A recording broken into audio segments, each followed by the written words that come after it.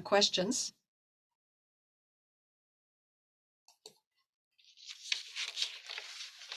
But we'll begin with a land acknowledgement. Hello, my name is Sue Searing, and I am a member of the board of Story Arts of Minnesota. Although we have members from across the country, Story Arts of Minnesota is incorporated in the state of Minnesota, an area which has been historically and still is home to the Dakota and Anishinaabe people. SAM acknowledges the 11 sovereign nations in Minnesota, and likewise the members of other tribes who live, work, and share their stories in our communities.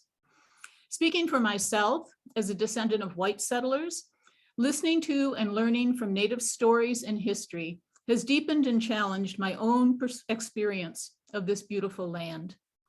Wherever you are, I hope you'll take a moment too to acknowledge the Indigenous people on whose ancestral lands you live. Thank you, Sue. And now Pam Schweitzer, the president of Story Arts of Minnesota.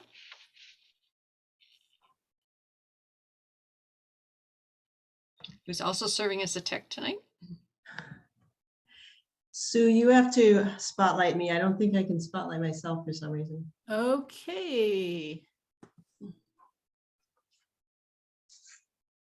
So I wanted to thank you for coming tonight to help SAM celebrate Tellabration.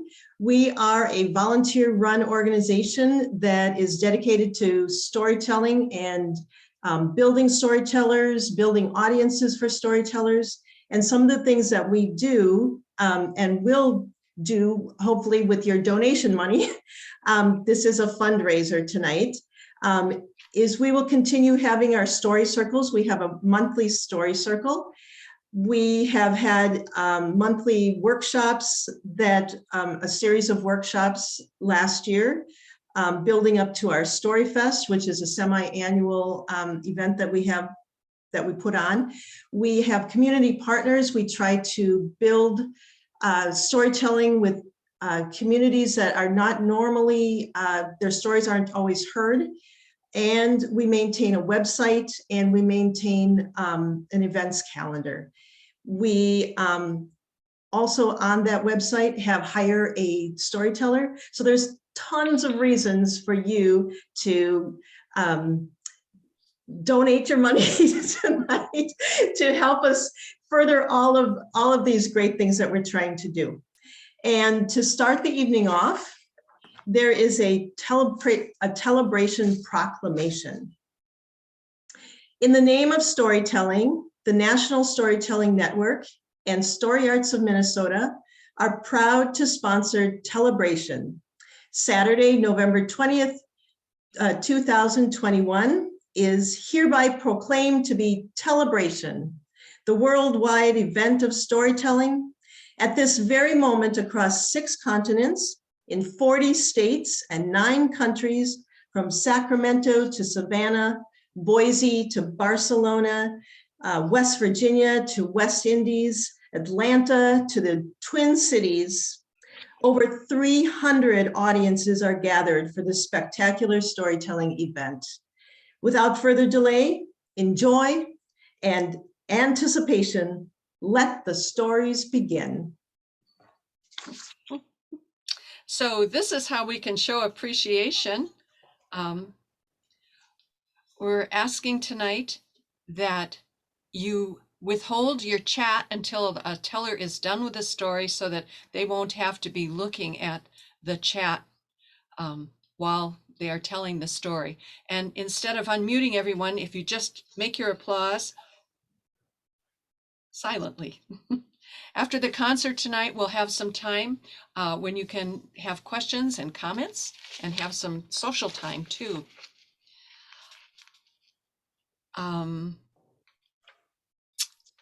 I invite you to settle back and we shall begin.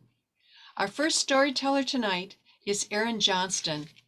Erin comes to storytelling after a detour in theater, genealogy, and outdoor education. She enjoys sharing not only folk tales, but also original stories about her experiences in the wilderness and in New York City. Erin passed the New York State Wilderness Guides test, but then she left New York before she could officially become a guide. She loves traveling and wandering rustic roads. Her summers were spent at her grandparents' cabin on a lake near Annandale, Minnesota, and that's where she formed her love for nature. Erin will share an original story that she wrote based on a folk tale. Take it away, Erin. Thank you, Carol. And thank you, everybody, family, friends. It's exciting to see a lot of familiar faces out there. This is a story about a little old lady who lives in a teeny tiny trendy house. Now, I don't want to give you the wrong idea because she isn't a trendy little old lady. She just wanted to minimalize and get smaller in her possessions. She picked a house and put it on the coast of Scotland. She had saved all of her retirement money and she went on the West Coast because she wanted to be able to see the sun as it was going down over the ocean. This particular day, she got up and oh my goodness, that arthritis, it was not helping her. And she walked into the bathroom because what she liked to do every morning was say her affirmations. And so she looked into the mirror and she started, I don't love and appreciate myself exactly the way I am. In fact, I hate the way I am. I wish I was completely different. And so she stomped away as best as she could as she hobbled. And she spent the rest of the day doing her chores and doing everything she needed to do to get ready for her favorite part of the day. And out she went and into the sand, listening to the waves as they lopped in and out, listening to the birds, listening to the laughter of the other humans, and watching the sun slowly fade and turn its majestic colors. Then she heard something. It sounded like, she didn't know what it sounded like. Maybe a seal. Yeah, maybe a woman screaming. And as she continued to walk down the beach, the noise got louder and louder, and she couldn't really tell if it was a scream or a seal. But as she got closer to the rocks at the far end, she saw something moving sideways, back and forth and back and forth. And when she got closer, she saw that it was a seal and it was caught in a net. Well, you know, she learned how to crochet when she was practically able to walk. And so she took all those knots and started pulling them apart, and eventually the seal was free. And then it stood on its tail and was very tall.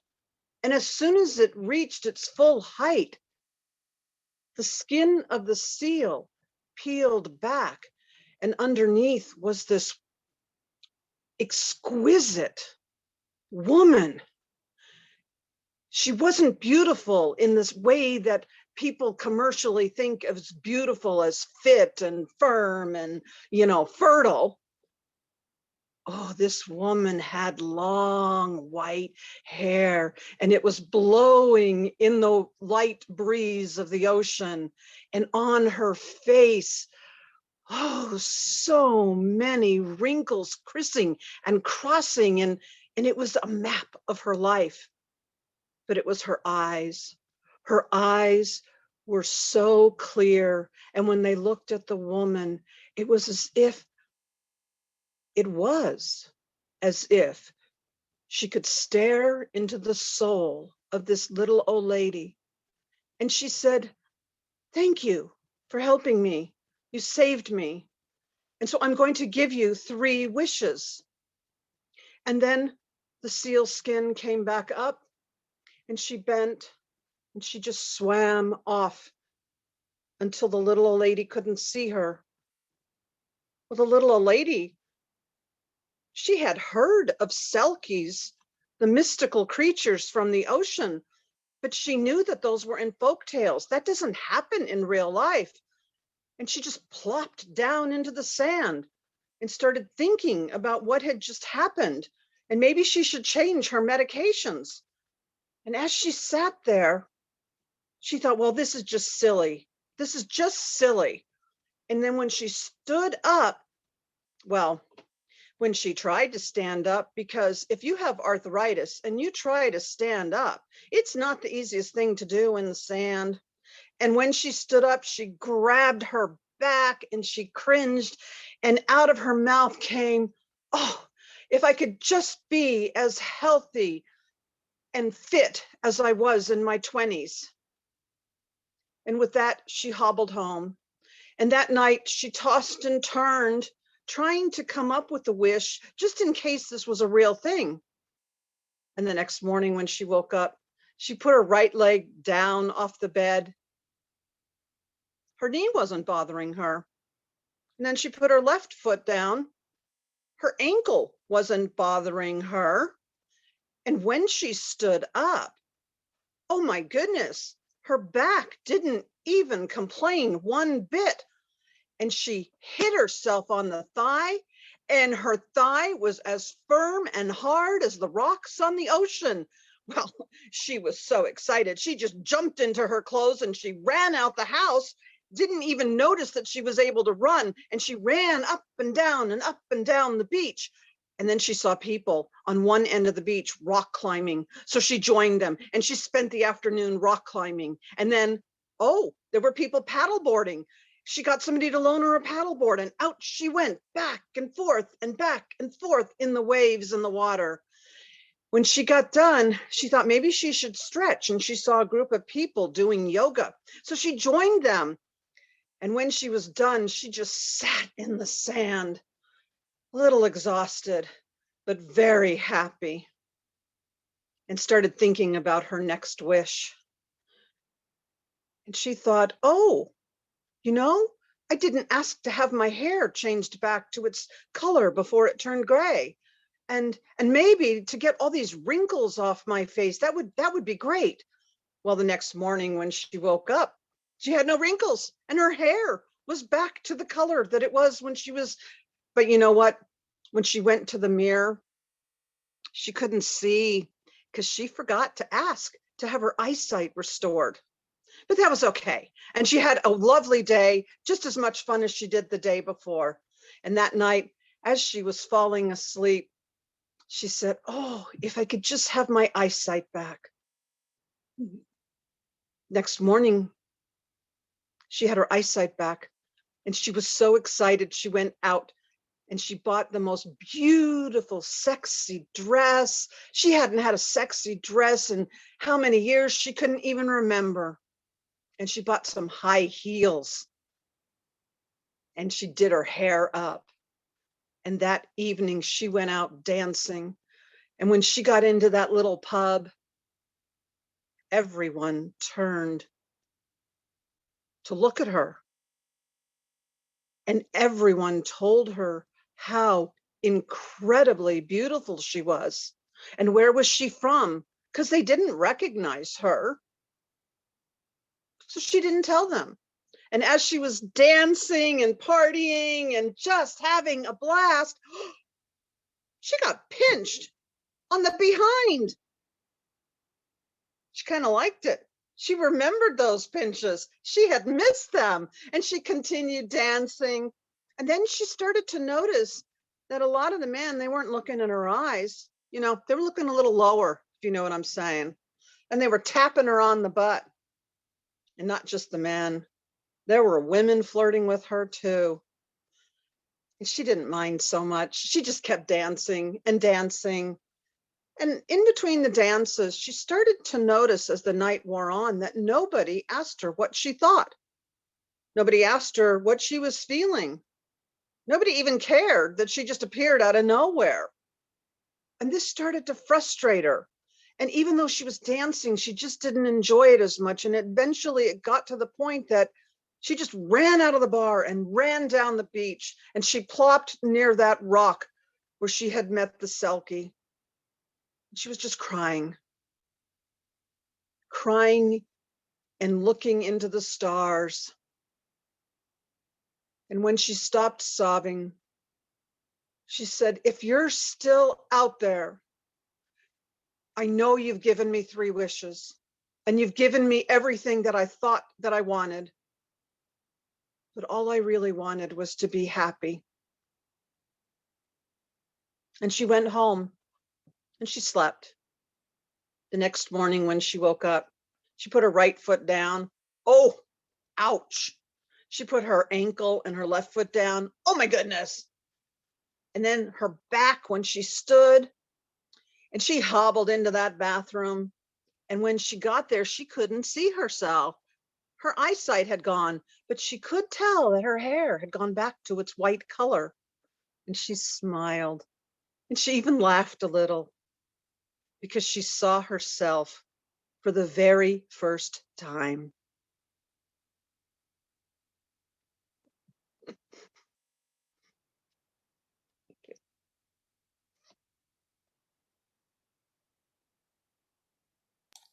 Thank you, Erin.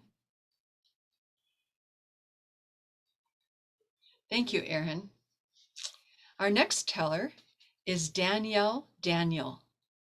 Danielle is an actress, a creative writer, a teaching artist, and a storyteller. Her love for stories began long ago in rural Louisiana, where she used to eavesdrop on the grown folks' conversations. Danielle has traveled to many towns, cities, and countries, sharing stories about love, hope, courage, respect, and faith. She believes stories are like air and water. We need them to survive. Take us away, Danielle. Thank you, Carol. And thank you, audience, for joining us on a wonderful night of storytelling. The story, Brer Fox and Brer Rabbit. One day, the little animals, they were out enjoying the sunshine and playing in the nice cool breeze. And then suddenly, the sky grew dark and rain began pouring down. And there was lightning and thunder. And the wind blew so hard, the little animals had to hold on to each other and to branches and bushes. The wind was even blowing down trees. They were miserable. And the rain continued for 5 whole days. And then finally, when the rain stopped, the animals, they were so excited to be alive. They came out singing and dancing. The rain is gone, the sun is out. Come on, everybody, let's shout, shout, shout. Brer Foxy was one of them. He was so busy singing, the rain is gone and the sun is out. He was dancing and singing all over the place, wasn't paying any attention to where he was going, and oops, he fell in a hole. Now, when Brer Fox fell in this here hole, he realized he was in a whole heap of trouble, because that hole was deep and filled with water. Brer Fox had to stand on his tippy toes with his nose above the water just to keep from drowning. And he reached up and he grabbed a hold of the earth, but the ground was wet and slippery, so he slid right back down there. And he kept trying and kept trying and kept trying, but he couldn't get out. So Brer Fox, he realized, oh, he was in a whole heap of trouble. If somebody didn't help him, he was going to die. Help me, he yelled and screamed. Help me, someone, help me. The animals, they heard him, but they knew it was Brer Fox, and so they said, that's just Brer Fox trying to trick us again. So they went on about their business. Help me, help me. Brer Fox continued to yell as loudly as he could. And guess who came by? Brer Rabbit. Brer Rabbit, he was out jumping around and singing, the rain is coming.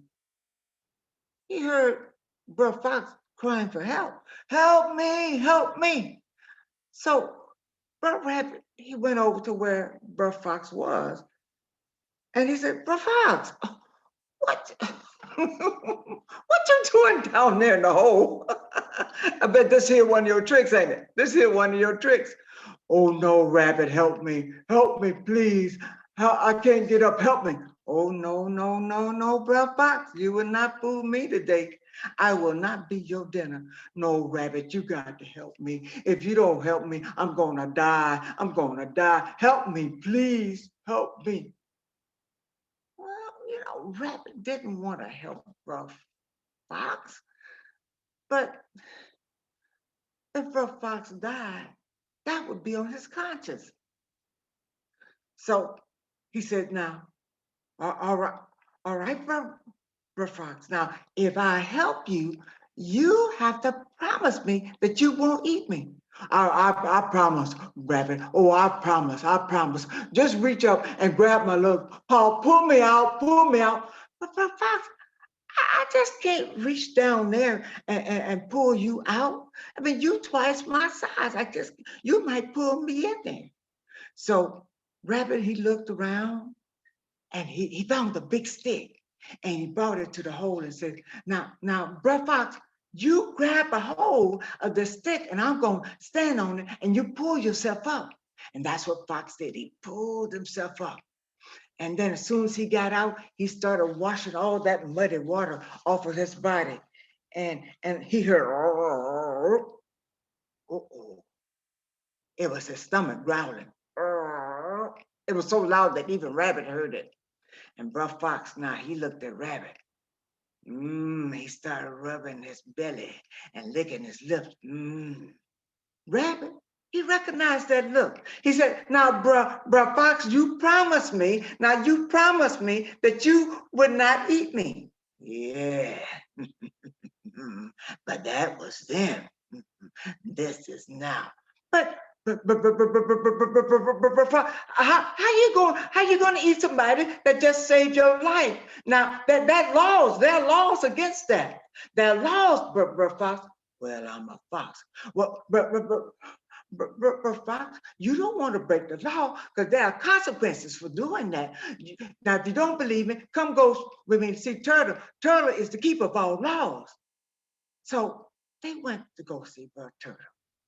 Now, Rabbit explained his side of the story, and Bro Turtle just said, and then Bro Fox presented his side, and Bro Turtle said, And then Bro Turtle said, well, no, I don't believe it at all. Now, Bro Rabbit, you want me to believe that you pulled Bro Fox out of a hole? I don't believe that. That's confusing because you see, Bro Fox, he's twice your size. I don't see how that happened. But Rabbit kept saying, it did happen. It did happen just that way. Bro Turtle said, well, now it's all just so confusing to me. Perhaps if we went back to the spot and you showed it to me. So they went back to the spot, and Rabbit said, "This is the spot." And Bro Turtle said, "Oh, Rabbit, I just can't believe that you, little old you, pulled big old Fox out of this here hole. I don't believe it. What? Show me how it happened."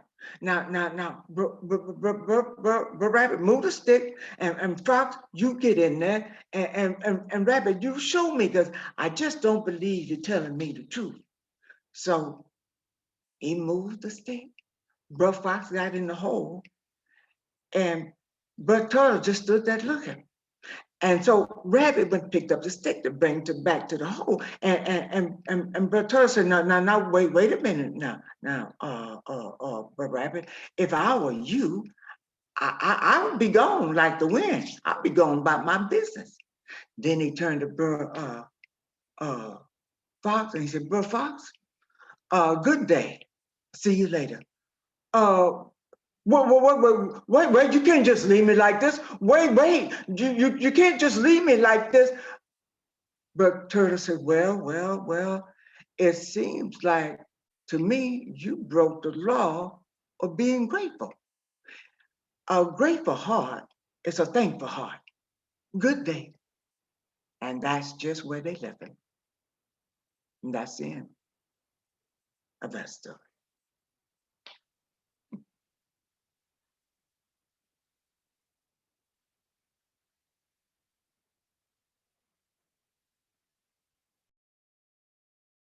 Smart like a fox didn't work that time, did it?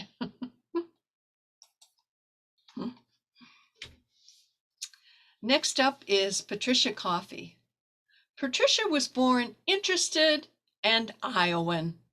She sees history through the eyes of people filled with love and laughter, and sometimes tears, and from the hearts that belong to the Midwest. Her stories are often amusing, encouraging, and true. And she got a reputation years ago about being a really great storyteller in the bar when we used to have the Northland Storytelling Network conference and have the after the formal presentations, Pat would shine there in the bar. She's going to share with us tonight a story she wrote about making gravy. Thank you. I was 15 the summer my father taught me to make gravy, and he didn't even shut that John Deere B tractor down when he did it.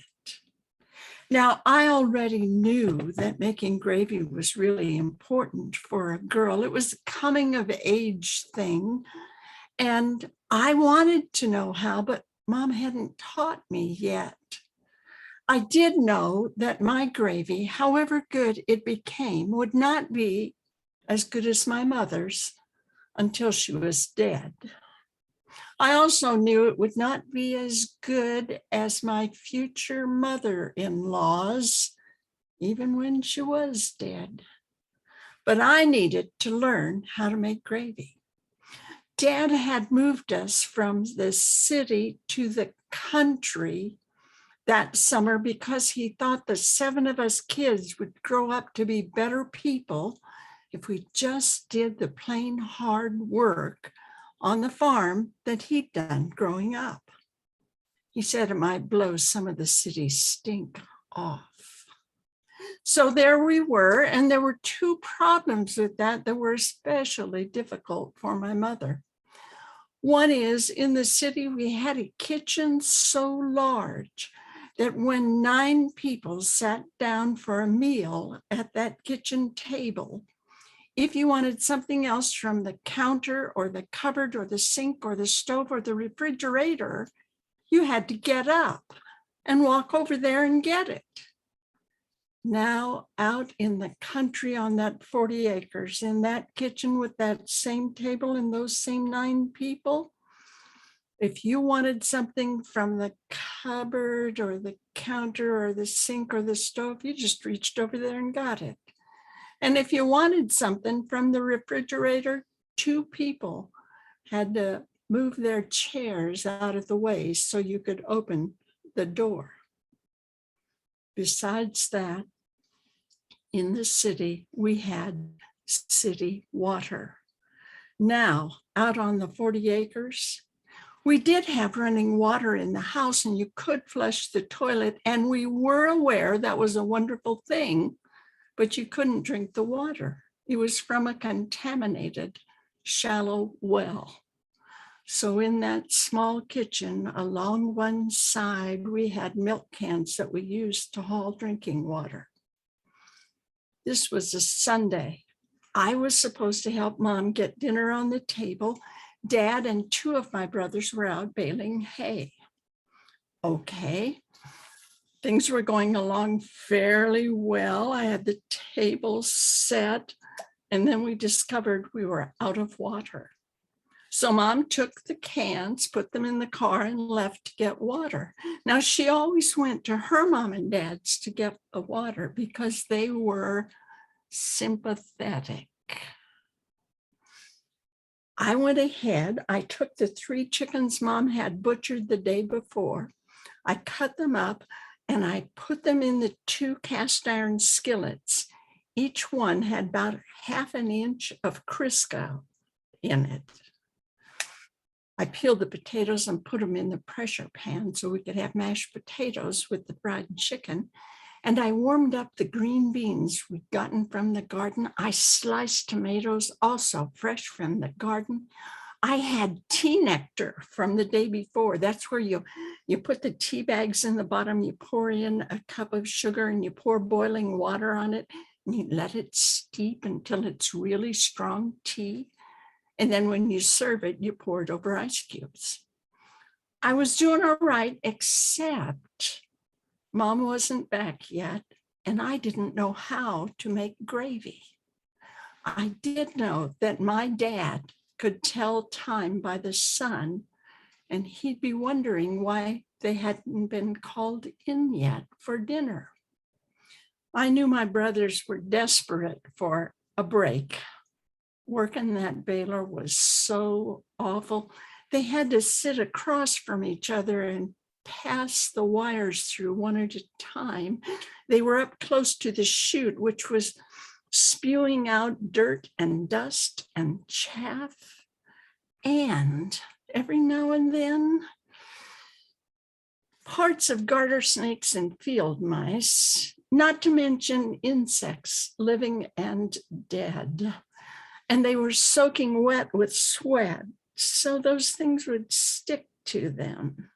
It was an awful, awful job, and they could hardly wait at least for a dinner time break. So I went out to the field and I waved at Dad, and he pulled in right beside me and he kicked that baler out of gear. And then he said, "What do you need?" I said, "Daddy, I got the 3 chickens cut up, dredged in flour and salt and fried. I got mashed potatoes, I got the green beans, I got the sliced tomatoes, I got tea nectar, but we were out of water and Mom went in to get some and she isn't back and I don't know how to make gravy." He worked those gears and that choke, and he got that tractor down to where it was just barely humming. And then every now and then it would pop to let you know it was still running. And he leaned down and he taught me how to make gravy. He said, "I don't care if you know how to make gravy or not.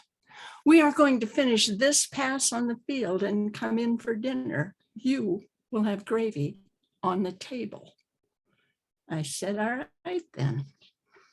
And I walked back to the house. Now on the way, I thought, now I know it has something to do with the grease and the fryings from the meat. I have 2 skillets of that. And flour. I'm pretty sure she puts flour in it. I know where the flour is. I got back to the house and I made gravy.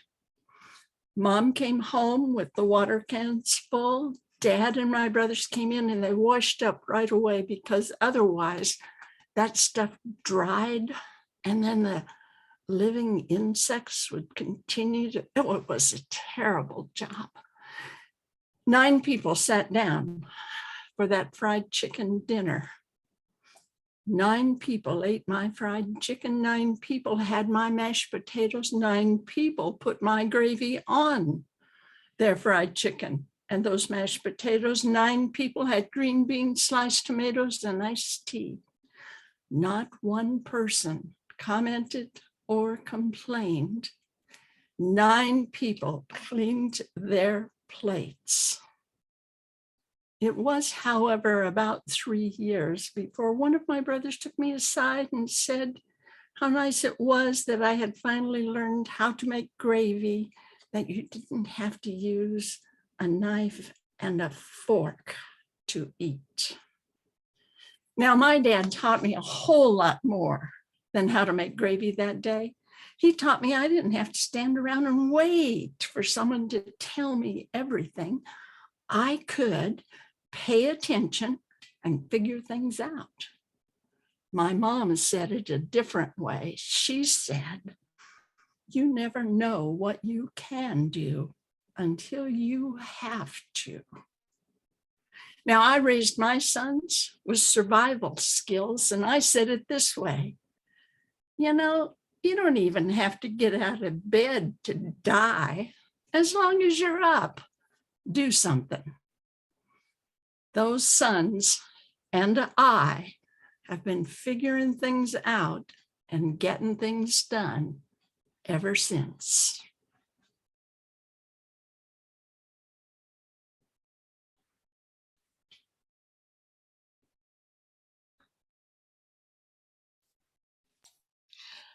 I was waiting to hear maybe you didn't put salt in the gravy. Grease covered balls of flour is what it looked like. They were so kind to you. Our next teller is Richard Rousseau. He's been active in the Midwest performance community for the past 60 years. He's a recipient of the National Storytelling Network's Oracle Award for Regional Excellence, and he's also a member of the Mayville State University Performing Arts Hall of Fame. Richard spent the decade of the 1970s in Fargo, North Dakota, where for 3 years he drove a taxi cab. His personal story is entitled Theft, and it's about those cab driving years. Take it away, Richard.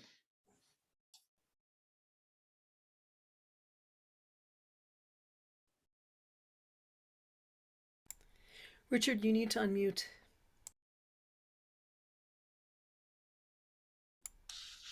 Richard, you have to unmute. You're going to have to start over. Oh, excuse me. All right. Well, as I was saying, it was very cold November in 1978 and unusually windy, which is not all that unusual for Fargo, North Dakota. But there was something unsettling. Perhaps it was me. I pulled my taxi over to the side of the road and I called in my location, south of town, out by Dakota Hospital. It was 3 o'clock in the morning, so I was not expecting anyone. And just then the door opened and she took me by surprise. Betty was there sitting in my cab and she threw a $50 bill on the dash and she said, "Take me to the Flame Bar and don't turn the meter on." What she was asking for was known in the trade as a knockdown. Simply put, it was theft. It was stealing. It was taking money from a customer, but not reporting the trip. And veteran taxi drivers would use it in order to, well, to make the playing field a little more even in terms of wages. There were also customers that were complicit, and Betty was one of them. Actually, she was an expert at theft. She stole she stole $10,000 from her father's bank, gave it to her brother, and then drove him north toward the Canadian border.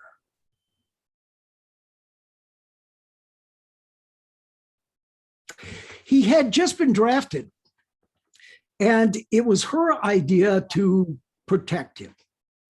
Now, he disagreed with her assessment, wasn't quite sure that he wanted to leave, thought perhaps his patriotic duty was to go into the Army, but Betty was certain that was not right for him, so she got him drunk. And in order to keep him drunk, they stopped at all of the small town bars along the way. And then she swerved off the road and hit the only tree between Cloten, North Dakota, and Winnipeg, Manitoba. His head went through the windshield, and he bled to death all over the hood. She was unconscious for 3 days. But when she came to, they were all talking about her. Yeah, well, I'll tell you, for goodness sake, there's more people that die in car accidents than ever die in the war. That's for sure.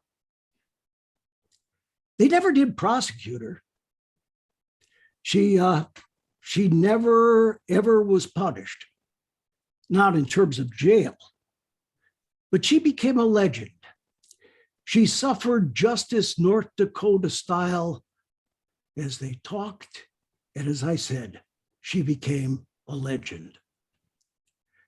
According to stories, she was with Dr. Martin Luther King in Memphis, Tennessee at the Lorraine Motel. She was in Los Angeles with Bobby Kennedy. There was even a joke where the punchline had her giving directions to JFK, telling him how to get to Dealey Plaza. Of course, that wasn't true. But she was in Los Angeles with Bobby Kennedy, was actually at the Ambassador Hotel when he was killed. And after she got home, she took her brother north toward Winnipeg.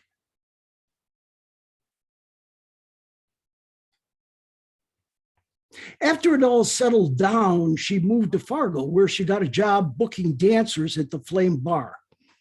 And the owners loved the way that she kept the books. As we approached the Flame Bar, she told me to turn the lights off before we even got to the parking lot.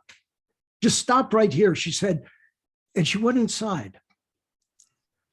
I could see the light go on inside the office, and it was then that I knew. She's robbing the place. She's taking the money, and I'm driving the getaway car. It was just then the Dorwin, the cab dispatcher, called me, and he wanted to know where I was. And I said, I'm the same as I was before. I'm south of town, out by Dakota Hospital. Pick up the hospital. What? I said, pick up the hospital. Why? There's a doctor there that would like to go home. Oh, I said. And I started up the car and I was pulling out. And the truth of the matter is, this is true. I would have left her there. I honestly think I would have. But just like before, she was there before I knew she was. She opened the door. She got in. She was carrying a large paper bag that I knew was filled with cash. And she was smoking on a joint that she'd rolled. It was as big as a cigar. And I said, I've got to go to Dakota Hospital. I've got to pick a doctor up there. And she said, well, that's all right. Good timing. You can drive me off along the way. And I moved as fast as I possibly could. But every once in a while, I'd look over at the bag. I wanted to know how much was there. And when we stopped, I couldn't resist. I turned and I looked at her and I said, what's in the bag? And she opened it up. She reached her hand in and she pulled out a handful of leaves. No stems, no seeds, just leaves. My dope, she said. And I said, that's it? You just gave me $50 to drive you 7 blocks for a bag of dope? I forgot, she said. What's the matter? You want a different story? And the truth is I did. And the more I moved forward in time, I realized that I want a different story. Instead, I've seen the hopes and dreams of my fading generation rise like smoke above Betty's head, linger for a moment, dissipate, and be gone. And that, to me, that is the greatest theft of all.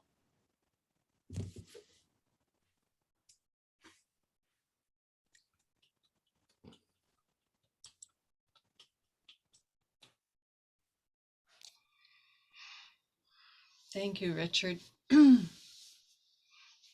is a theft.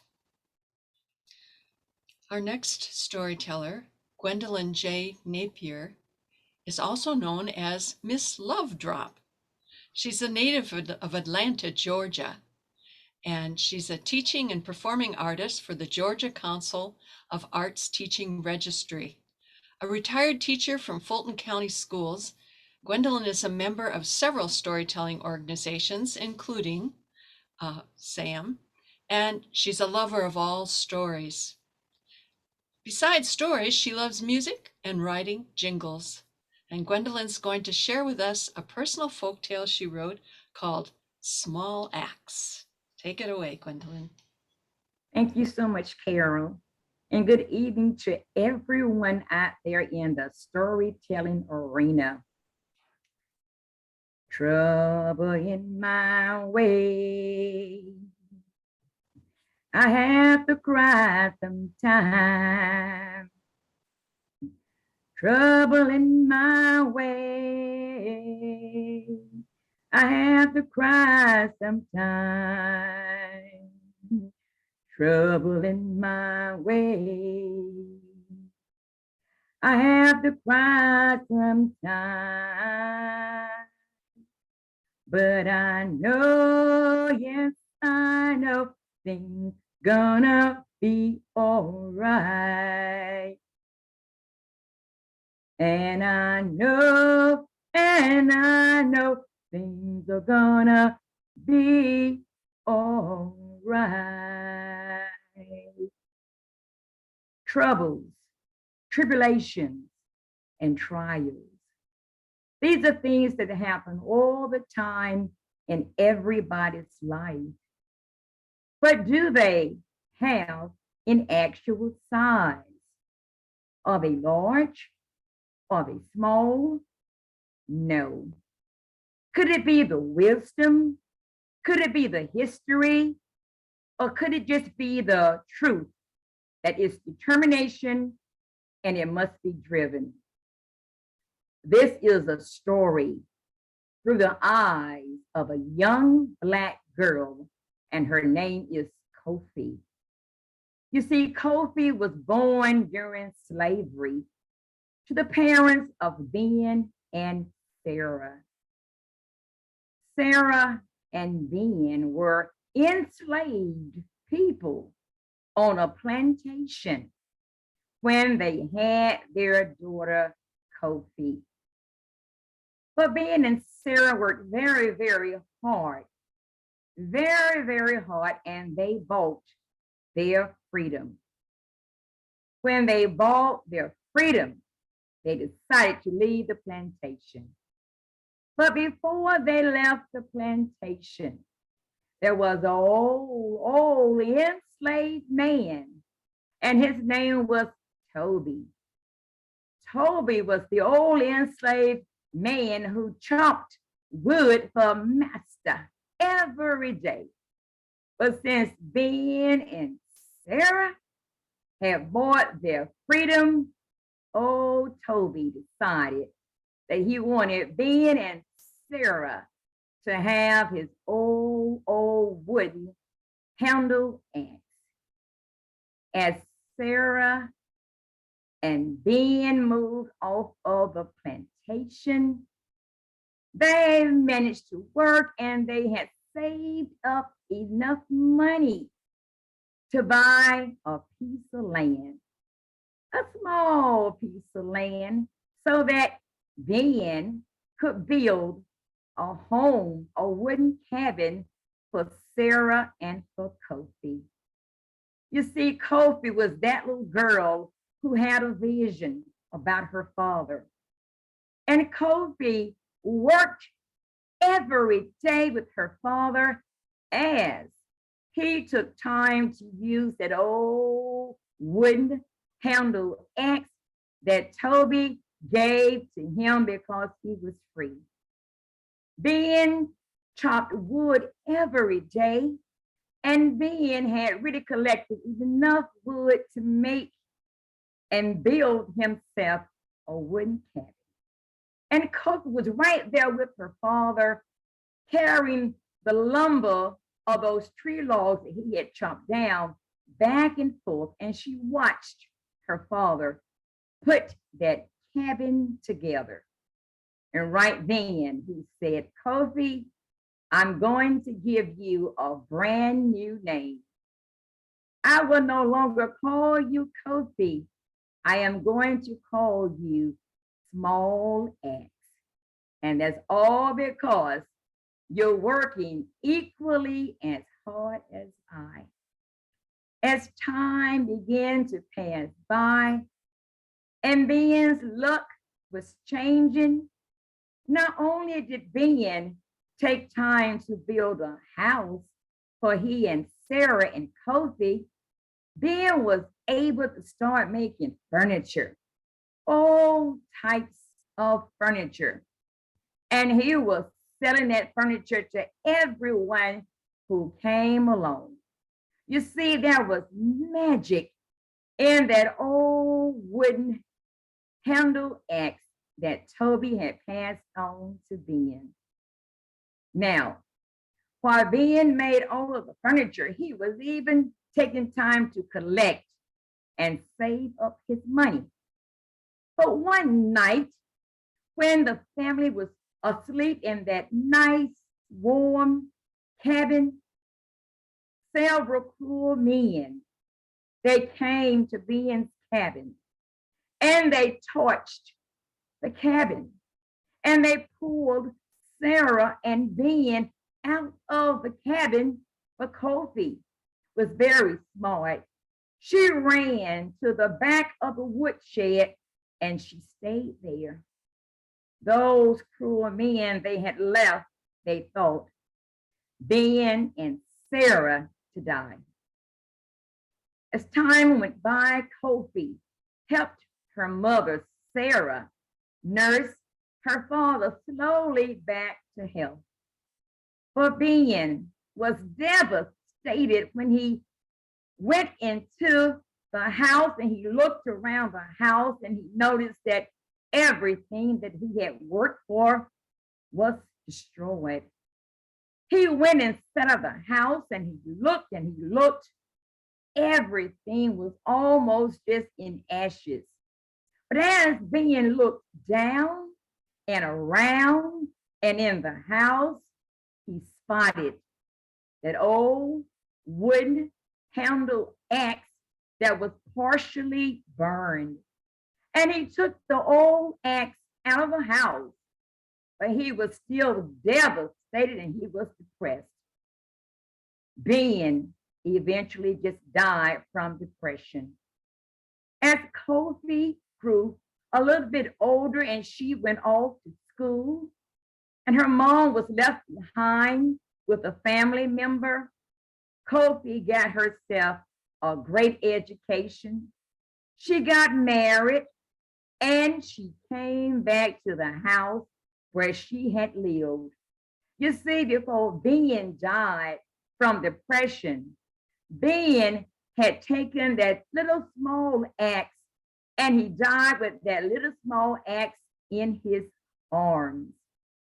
Well, they put the little small axe away. And so when Kofi came back home and she was married, she had her home rebuilt.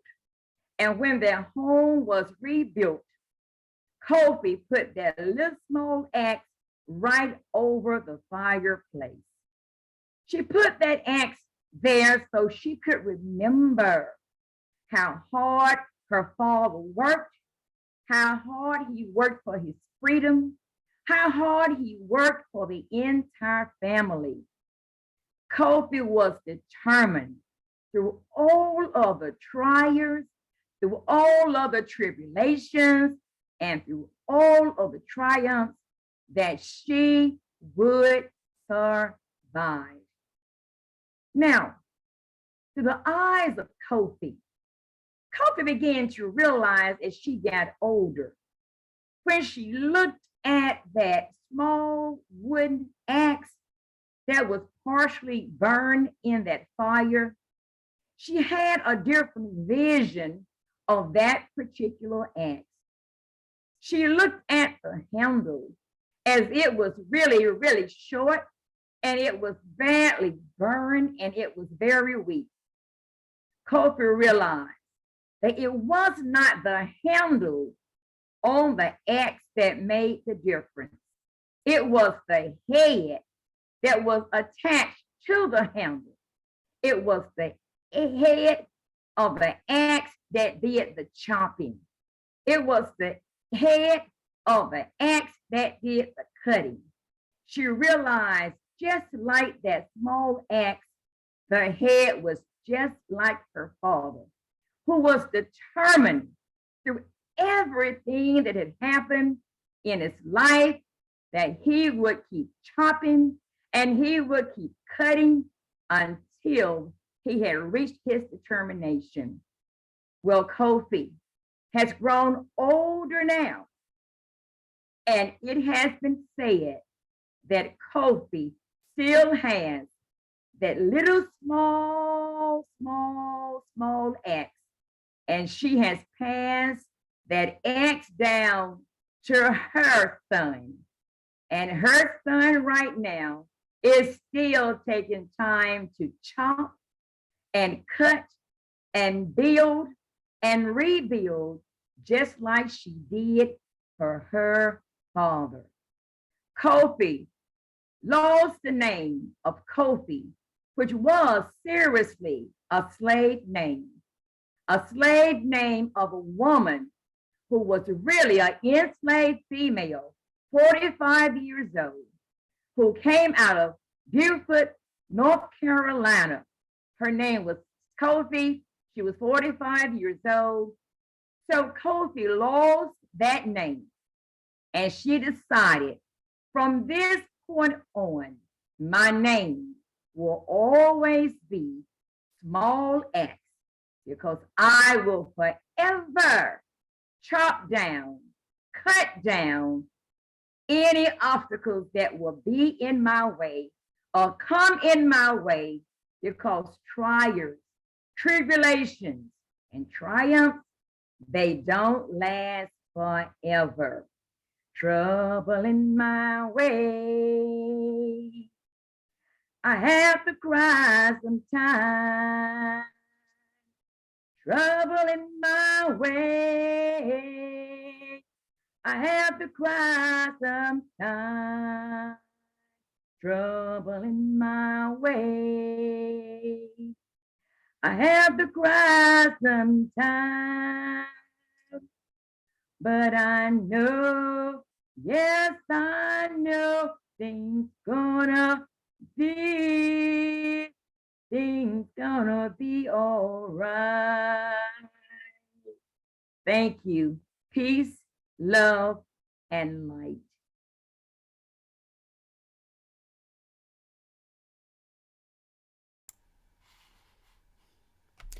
Thank you, Gwendolyn.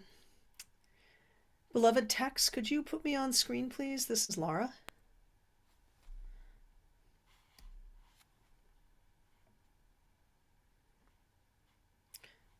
Thank you so much. So thank you so much, Gwendolyn. That was a powerful piece of storytelling. I will carry Small Axe for a long time. Before I introduce our next storyteller, I just wanted to remind you that this is a fundraiser for Story Arts of Minnesota, and we would be delighted to have you join us. Our next storyteller is Carol McCormick. Now, Carol is not just a wonderful MC and a gifted organizer, but she is a powerful storyteller, and she believes in the infinite power of love and human potential. For 40 years, she has been telling stories that help create a world that is more kind, more just, more compassionate, and more equitable. Please welcome Carol McCormick.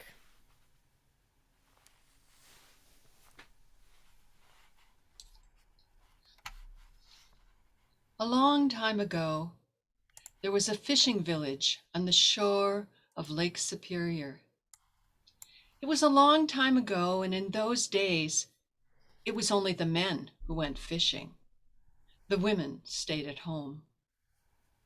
This village had a problem. Winter was coming, and they did not have enough food. But it was a season of storms, and the women were afraid if the men went on the boats out on the big lake to get one more catch of fish, that they would be drowned. And so they went to their husbands and their fathers, their uncles, their sons, and they pleaded with the men, please don't go. We'll stretch the food somehow. You haven't got as much fish as in other seasons, but we'll make it through the winter. Don't go. The men heard what the women were asking, but they didn't listen. After all, they said, we're the providers of this village. It's our job. We're supposed to make sure there's enough food to last the winter. And so they got their nets together and they kissed their womenfolk goodbye. And they got on their boats and they went out on the big lake. They hadn't been gone very long and the sky turned perfectly black. The wind began to howl. Huge breakers, waves came onto the shore. Just what the women had feared had come to pass.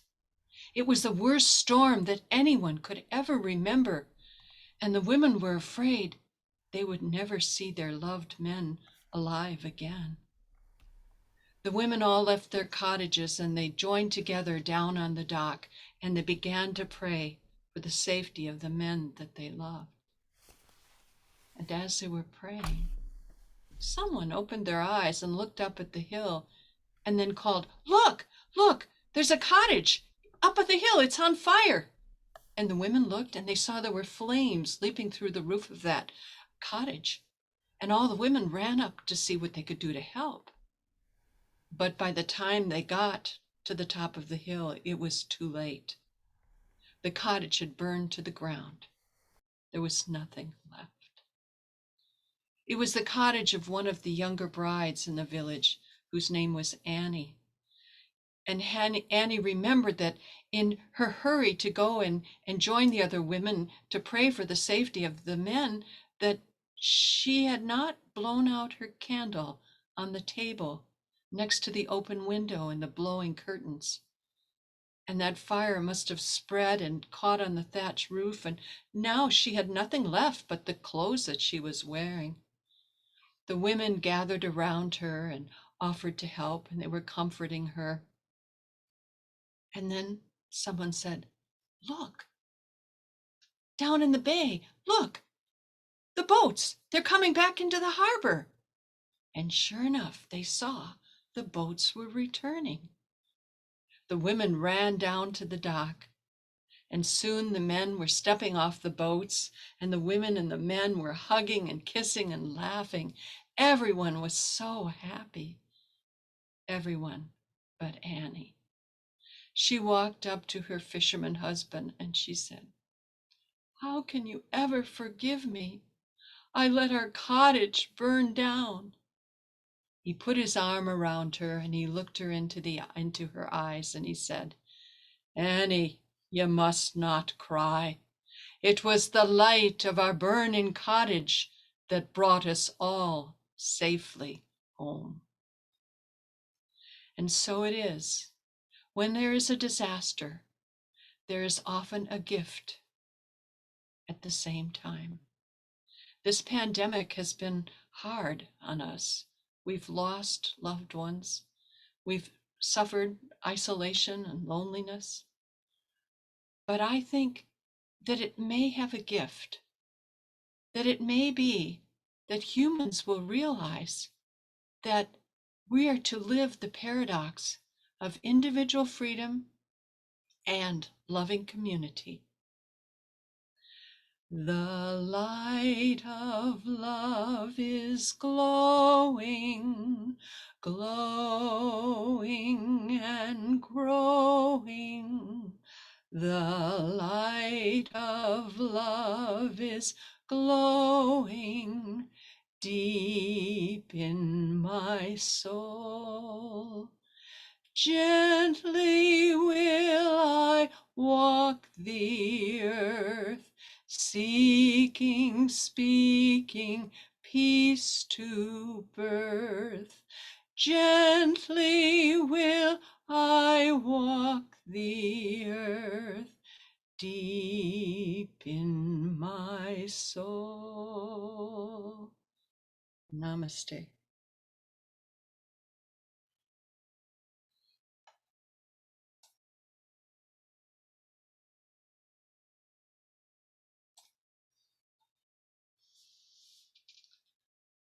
Our next teller is Howard Lieberman. He's a native Chicagoan, and Howard moved to Stillwater, Minnesota in 1990 from New York City. He's a jaded optimist with an eye on life that has made him a fixture in the national and, thanks to Zoom, the global storytelling scene.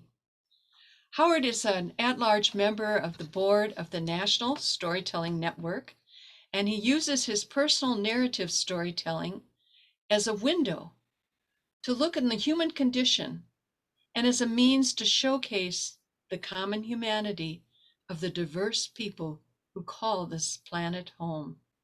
He's going to share with us his personal story, The Boy Comes Home. Hi, I actually wrote that as I listened to it. It embarrasses me slightly, but in any event, first thing I'd like to say is the name Tellabration is actually a registered trademark of the National Storytelling Network. A lot of people don't know that. And so bravo for NSN.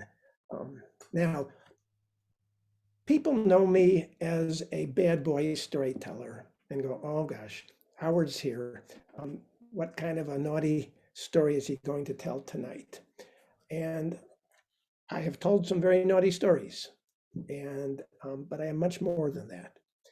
And tonight's story, if you've heard it before recently, I apologized. After tonight, this story is going into the box, and it won't come out of the box again, possibly for several years. Little known fact is I'm a writer.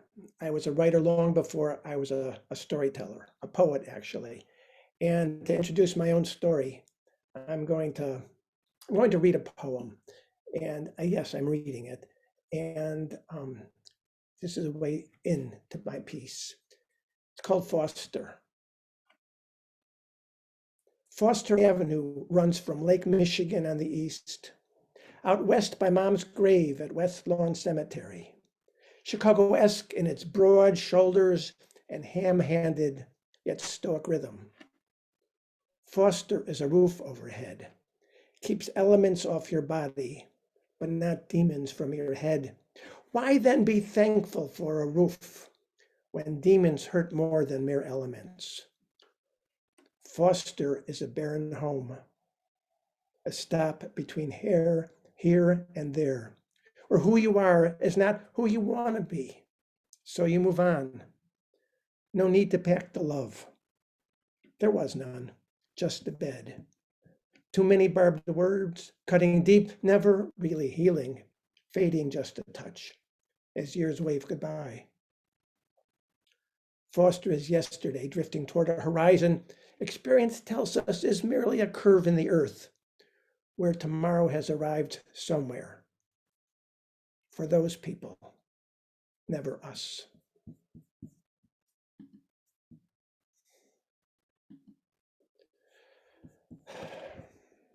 I have to find a way to get rid of that. The story is called The Boy Comes Home. I'm working in San Francisco, staying at the Omni Hotel on California Street in a plush junior suite, befitting a professional legal consultant who makes his living flying around North America, advising the largest management side labor and employment firm in the world. The firm that crushes the working person, one worker at a time. I occasionally question what I do to pay the bills, but not often. And not in a meaningful way. You see, I'm a shill, but it could be worse.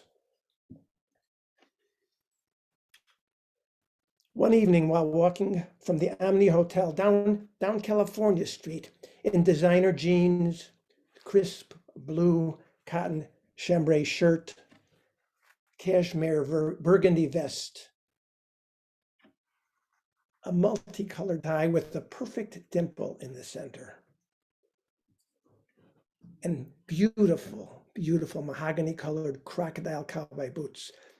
I go to grab dinner at the slanted door, a very pricey Asian restaurant. On my way, I stopped to admire my reflection in a store window, and I feel like a big fucking deal. I mean, I look good. On my way back up to the Omni, after dropping $175 on dinner and 2 glasses of wine. A down on his luck man sitting on the street catches my eye and asks for a little something to help him get dinner. Well, like you, I generally don't stop to give money to those street people, you know. But this time my heart says, stop. So I do. And give the man a $1 bill. And smugly continue on my way because I gave him paper instead of mere coins. As I reach the Omni's front entrance, I suddenly stop and begin weeping uncontrollably. Well, the doorman, who knows me because, you know, I'm a regular at the Omni, asks me if everything is okay, Mr. Lieberman. I mumble to no one in particular. Fuck me. Just fuck me. And turn around and walk back down California to find that man on the street. Well, it's dark, but I eventually find the man, and after asking permission, I sit down next to him with tears and snot rolling down my face and onto my goddamn chambray shirt and cashmere vest, and give the man 420s, which was everything I had, and apologize for being a cheap, arrogant asshole. I look into the man's eyes and see someone who was me not that long ago on some street, hustling for money and any place to sleep. We sit for hours in the chilly San Francisco night, talking, crying, and sharing something sweet, an alcoholic out of a brown paper bag. I tell him stories about my being orphaned at 14 and homeless at 17, about the psychological abuse I suffered at the hands of people who took me in, about sleeping wherever I could, and how on more than one occasion, cops arrested and even beat me for being a drunk street person, occasionally throwing me in jail and charging me with bullshit. And after one particularly bad beating, I walked around town and I sat with a group of men and women drinking the same thing I think that we are drinking tonight, and how I just wanted to give up, die alone on the street, smelling of cheap booze and dope, and how I might very well have done just that if one kid about my age hadn't literally slapped me hard across the face and told me to shut the fuck up about dying, that I was white and smart, and to get the fuck away and live a real life. When I told that kid to fuck off, he pushed me into the street and told me to get lost. I stumbled away and I slept somewhere. That encounter on the street began a multi-year journey of finding out who I was and why the world hated the sight of me. Then the man on the street tells me his story about being poor, but having a decent job, family, and how addiction to booze and drugs triggered voices, hallucinations, and eventually led to jail and institutionalization for crazy folks like him. How one day he was kicked out of that place and wound up in a crappy halfway house that kicked him out too. How he was in and out of jail for, yes, bullshit, then out to the street. And here he is, where he plans to stay until he's gone. He tells me he's free on the street, and I know. We talk and cry until the sun comes up, and then go to breakfast somewhere and walk back to a spot by the Embarcadero. I offer to take him to the Omni for a good sleep and a hearty meal when he wakes up. And he looks at me with thanks, but come on, man, eyes. Eyes that say, you know, I do know, I do know. I wouldn't have gone either. Then the man on the street looks at me and says, the only reason you in fancy clothes and I'm in rags on the street is you a white boy. White boys get chances black folks don't get. Now go on back to your fancy hotel. Then he turns and talks to someone or something I can't see. I walk back to my junior suite at the Omni, shower, shave, and stand naked in front of the mirror. Who looks back at me as a homeless, abused teenage boy who had lost his way? Seriously lost his way.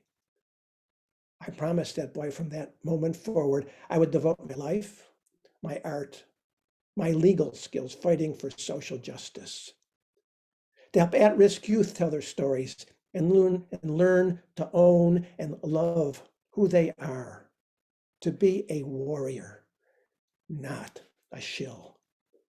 Oh, I fly back to Minneapolis later that morning, wildly hungover, wildly, but comfortably tucked in the first class seat to be Bravo. I eventually fire my big client, or I don't know, maybe they fire me, who knows, and who cares. And over time, I've mostly lived up to the promises that I made to that boy in the mirror. I've also gone broke, actually worse. I'm in debt way up above my eyeballs. I'm okay though. In fact, I'm better than okay. Because the boy who looks back at me naked in the mirror every morning is smiling. So is the adult he has finally become. Thank you.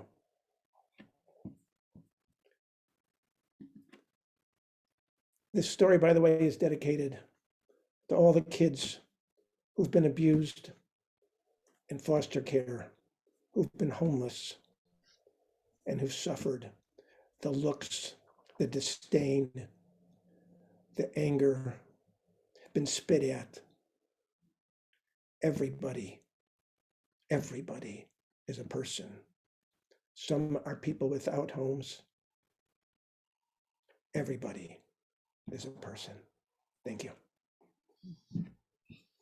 Thank you, Howard. What a touching story. And we never know when we meet someone what their past is.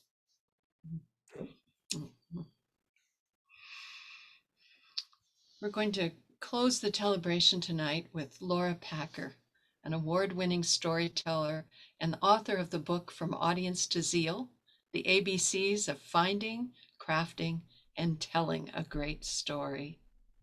Laura has told and taught and coached and consulted around the world for almost 3 decades. She believes that stories can break down barriers and build a more connected world.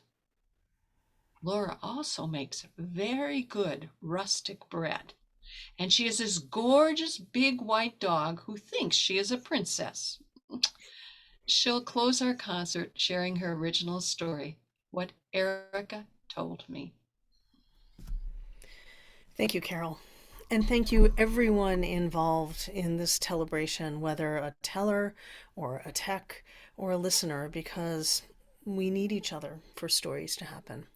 So thank you. My father's best friend was Dave. Now, he and Dave met in high school, and there were mythic stories of how they first met. In some of those stories, they bumped into each other in the halls and had a fist fight and were buddies ever after. In other stories, they would just say, well, it's like we knew each other forever. I loved Dave. Dave was this tall, big-bodied man, and when I was a little girl, I would run towards him, and he would hold his hand out with his palm flat, and I would lean my belly against it, and he would scoop me up into the sky, lifting me high over his head. I would hold out my arms and legs like I was flying. Now, Dave's wife was Erica. Erica was so different from Dave. Dave filled a room with his warmth and his voice and his laughter, but Erica always held herself very erect. She had carefully coiffed blonde hair. I shudder to think how much Aquanet she used every day. And she rarely spoke. But when she did, her grammar was always perfect, with a clipped European accent. We would go over to their house fairly often for Passover or for Shabbos dinner or for Hanukkah to light the candles together. I always loved going. Whenever we went, the same thing would happen. Dave would lift me up, and then when he put me down to earth again, Dave and my father would start talking, and Erica would go into the kitchen to work on the meal. My mother would always ask if she could go, and Erica would always hold up her hand and say, "No, no, I will do this for you." But she would let me come in and watch. Her kitchen was painted a cheerful white and yellow. The walls had yellow wallpaper and the white trim around the windows. Her table was covered with a tablecloth in yellow with little white flowers all over it, and then covered with a thick sheet of plastic. I would sit at that table and feel the plastic between my fingers, folding it back and forth, while Erica was busy puttering around, getting lunch or dinner together. One day after we had visited them, and Erica had given us a wonderful meal, as we were driving home, I asked my parents, "Mom, Dad, where is Erica from? She has an accent." And my parents were quiet for a moment, then said, "She's from Poland." "Oh, well, when did she come to America?" "She came right after the war," they responded. Now, in my family, there was only one war, World War II, and all I really knew about being Jewish grew out of that war, that 6 million Jews died in World War II. And the other little bits I knew, well, they were from meals we shared with Dave and Erica, candles we lit, songs that we would sing. I knew enough, though, to know that if Erica came to the United States from Poland just after World War II, she must have had a very difficult time. So then I said, "Mom, do you know anything about it? What happened to her? Was she in a concentration camp? I want to know." Because I was 10 years old and thought I could know anything. But my mother said, "Laura, you mustn't ask her. It's not something she wants to talk about. There are some things that you don't get to find out." It was a big moment for me. I kept thinking about this. And the next time we went to Dave and Erica's, it was for lunch on a Saturday afternoon, and I ran into the house, and Dave scooped me up and held me up to the sky, and I screamed and laughed, and he put me down again, and Dad and Dave sat down and talked, and Erica went into the kitchen, and Mom said she would help, and Erica said, "No, no, let me do this for you." And I followed Erica into the kitchen. I sat down at the table, and I folded that heavy clear plastic back and forth while I watched her carefully cut up vegetables and make sandwiches, spreading the mayonnaise until it was perfect and smooth, and the mustard so it was a clean yellow sheet on the bread. And then I said, "Erica, where are you from?" And I saw her back stiffen and her upright posture become even more rigid. And then she said, "I am from Poland." I didn't know to stop. Now, I wish I could take that 10-year-old me and wrap my arms around her and explain to her that some people carry history that is greater than they want to talk about. But 10-year-old me didn't know that. And so she said, "Were you in the war?" And Erica turned around and looked at me, and I could see the anger on her face. And then she looked at me a moment longer. And she must have seen me for the child I was. She sat down across from me at the table and unbuttoned the cuffs of her shirt. It was then that I realized that even on the hottest, most sweltering of Philadelphia summer days, I had never seen her in short sleeves. and she carefully rolled up her sleeve and then put her arm down on the table where I could see the line of numbers. I gasped, and I put my hand on her arm, and she covered my hand with hers, and she said, "I will not tell you about it. Those are not days that I speak of. They are not days that I want to remember. But I will tell you this, because it may be useful to you one day. I will tell you how I survived." She paused, and I waited. "I did 3 things," she said. "Every day I looked for something beautiful. You would think that in the camp, in the barracks, there was no beauty to be found when we were being shot and gassed and worked until we were nothing more than skin and bones, but there was always something beautiful. A weed that pushed its way up a crack. The way that light would stream in through the cracks in the walls as the sun was setting. The smile on someone's face. Every day I would find something beautiful, and I would tuck it inside of me as a reminder that not everything was horror.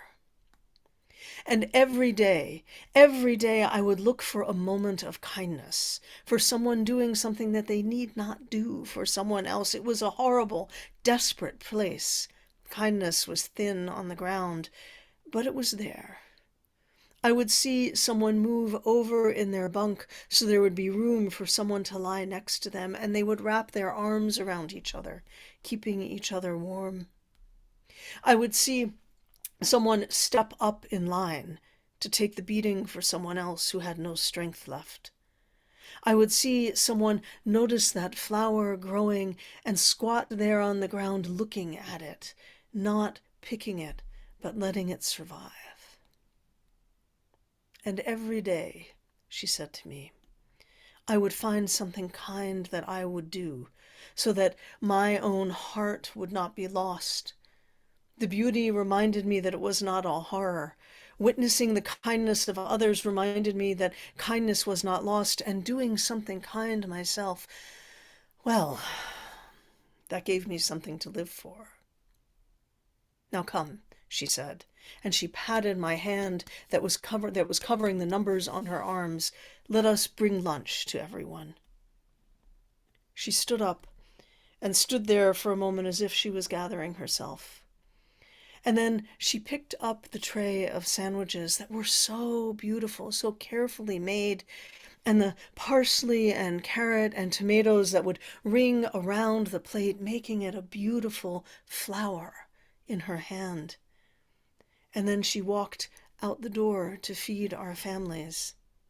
I looked around the kitchen, and I found the pitcher of lemonade that I knew she would come back to get, and I picked it up as carefully as I could and brought it out to the dining room so we could eat and drink and believe that things were better.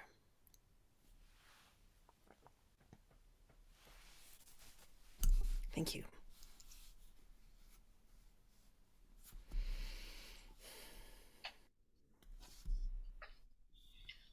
Stories do make the world a better place and inspire us from hearing what other people have done. I want to thank all of thank the audience for coming tonight. It was wonderful to have you there so we can share stories with you, and thank the tellers who so generously donated their time. We're going to have some time in a minute where you can ask questions or make comments or just have some conversation. And I remind you that this is a fundraiser for Story Arts of Minnesota, that we help tellers grow and bring storytelling to the world now, not just Minnesota. And we'd appreciate any donation that you would make.